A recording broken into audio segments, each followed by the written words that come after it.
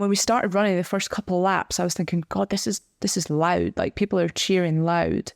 And the 10K is a long race, so it's 30 odd minutes. I thought, there's no way this will keep going. I just thought, obviously, it'll quieten down. People will start watching other events and we sort of get forgotten about a little bit.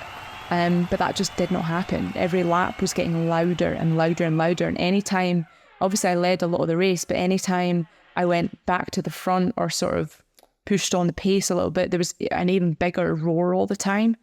It was just beyond any race I've ever had taken part in before. She's going to do it! She's going to emulate her mum! Eilish McColgan is the Commonwealth Champion! Gold for Scotland! An incredible race! The only thing I can remember being like that was London 2012, watching like Greg Rutherford, Mo and Jess that Saturday evening. It was so loud in the stadium, and that's the way, on a slightly smaller scale, but that's the way it felt. Like, it felt like everybody was just going mad. And especially over that last, like when I got into the last 2.5 laps, I remember Michael saying to me, look, if you can stay with them, you've got just as much chance as winning it as anyone else. But the hardest bit is getting to that last sort of K, that last 800 metres. And I remember getting there, and obviously I was tired, but the noise of the crowd was just so loud that I almost forgot how tired I was. I just felt like I was strong. That's the only way I can explain it. And certainly the last 150, it was like something takes over you. I had this buzz going right the way through my fingertips, all the way up my arms.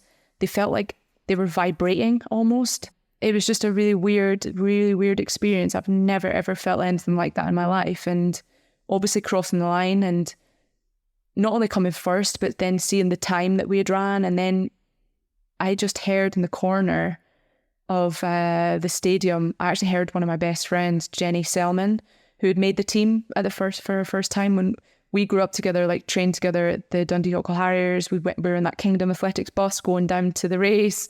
We lived together at university, and then she had made her first Commonwealth Games team at the age of 30. And so it was a big moment for her, but I could just hear her screaming my name. And out of all the people in the stadium, I just heard Jenny's voice. And then I turned and she was standing right next to my mum. And so that's when I ran over to my mum. I gave them hugs. They were crying. And yeah, it was just such a crazy series of events in that one night that I don't think there'll ever be. I know there won't ever be an event like that again for me.